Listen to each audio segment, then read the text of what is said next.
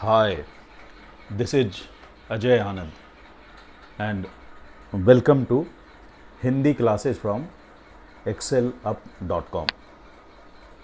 इस वीडियो में आप अरुण कमल द्वारा लिखी कविता नए इलाके में के अर्थ को समझेंगे।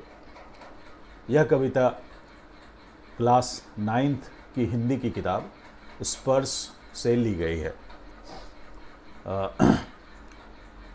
यह कविता बड़ी ही आसान भाषा में है और इसमें एक बहुत ही रोचक बात का जिक्र किया गया है। आज हर शहर में आप जिधर भी जाएंगे तो हर जगह कहीं ना कहीं नया कंस्ट्रक्शन चलता हुआ आपको मिल जाएगा। समय बदलता है तो बहुत सी चीज़ें बदलती हैं, आपके आसपास बहुत सी घटनाएं होती रहती हैं। नई इमारतें बनती हैं, पुरानी इमारतें तोड़ दी जाती हैं, नई सड़कें बनती हैं। तो उन सब से एक फ़ायदा होता है कि विकास होता है, लेकिन उनसे कुछ समस्याएं भी उठ खड़ी होती हैं और उन समस्याओं के बारे में कवि ने बताया है। नए बसते इलाकों में जहाँ रोज़ बन रहे हैं नए नए मकान, मैं अक्सर रास्ता भूल जाता हूँ। जब शहर में या गांव में नए इलाके बसने लगते हैं तो उन इलाकों में रोज़ नए नए मकान बनते हैं और उससे परेशानी ये होती है कि वहाँ पर का लैंडस्केप बिल्कुल बदल जाता है। तो अक्सर लोग रास्ता भूल जाते हैं, धोखा दे जाते हैं पुराने निशान। खोजता हूँ ताकता पीपल का पेड़, खोजता हूँ ढहा हुआ घर और ज़मीन का खाली टुकड़ा जहाँ से बाएं मुड़ना था मुझे। फिर 2 मकान बाद बिना रंग वाले लोहे के फाटक का घर था 1 मंजिला। अब क्या होता है कि आप किसी जगह जाते हैं जहाँ पर आप बार बार जाते हैं, तो आप रास्तों को कैसे याद करते हैं? हम अक्सर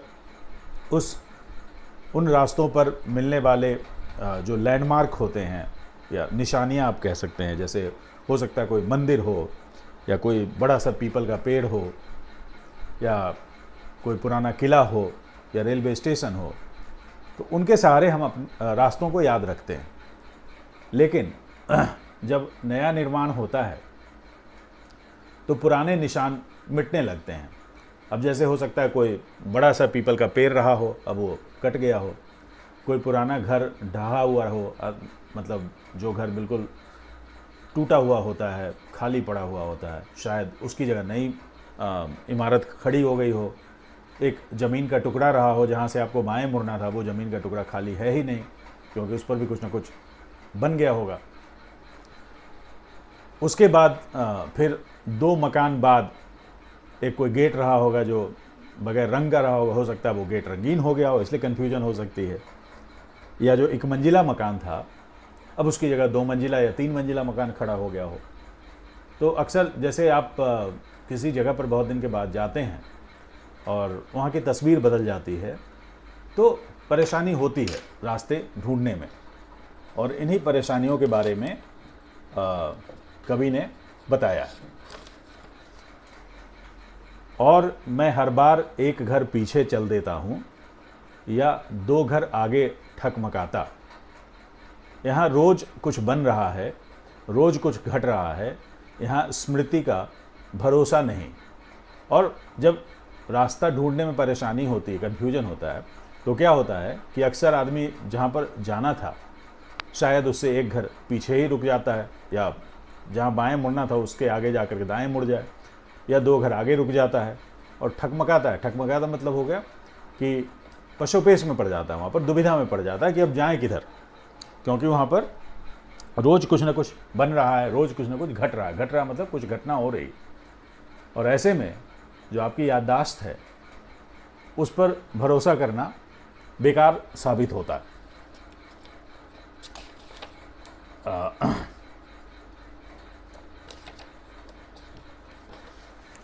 एक ही दिन में पुरानी पड़ जाती है दुनिया, जैसे बसंत का गया पतझड़ को लौटा हूँ, जैसे वैशाख का गया भादों को लौटा हूँ। अब एक ही दिन में दुनिया बदल जाती है, तो ऐसा लगता है कि महीनों बाद आप वहाँ लौट रहे हैं, काफ़ी लंबे समय के बाद आप लौट रहे हैं। अगर पूरा सब चीज़ बदल जाए, आप जाते हैं तो देखते हैं अरे यहाँ तो एक बरगद का पेड़ था, वो है ही नहीं। तो लगता है कि काफ़ी दिन हो गए वहाँ आए हुए, बसंत का गया पतझड़ को लौटा या वैशाख का गया भादों का लौटा का, यही मतलब है कि लंबा समय बीत गया। अब यही उपाय है कि हर दरवाज़ा खटखटाओ और पूछो क्या यही है वह घर। अब जब रास्ता नहीं मिलेगा, जहाँ जाना था मंजिल सही से नहीं मिल पाएगी, तो एक ही उपाय बच जाता है कि आप हर दरवाजे पर नॉक करिए और पूछिए कि आप जहाँ जाना चाहते वही घर तो नहीं है। समय बहुत कम है तुम्हारे पास, आ चला पानी ढहा आ रहा आकाश, शायद पुकार ले कोई पहचाना ऊपर से देखकर। अब यहाँ पर कवि का कहना है कि समय बहुत कम है, मतलब हो सकता है कि जहाँ जाना था, जिनसे मिलने जाना था, उनसे मिलना ज़रूरी हो और समय कम है। आ चला पानी ढहा आ रहा आकाश, मतलब बादल आने वाले हैं, बारिश होने वाली लगता है। तो यहाँ पर ज़रूरी नहीं कि बारिश हो, बारिश से मतलब किसी मुसीबत से भी हो सकता है। हो सकता है कि जो आदमी किसी शहर में किसी से मिलने गया हो, एक तो एक ही दिन में उसको लौटना है, हो सकता है, या लौटने का टिकट नहीं है उसके पास, उसे रुकना ज़रूरी है, या ज़रूरी बात करनी है किसी पर्सन से, उससे मिलना ज़रूरी है। तो ऐसे में लगता है कि कोई शायद जाना पहचाना मिल जाता ऊपर कहीं बालकनी से, छत से देखता हुआ, और वो पुकार लेता तो काम आसान हो जाता।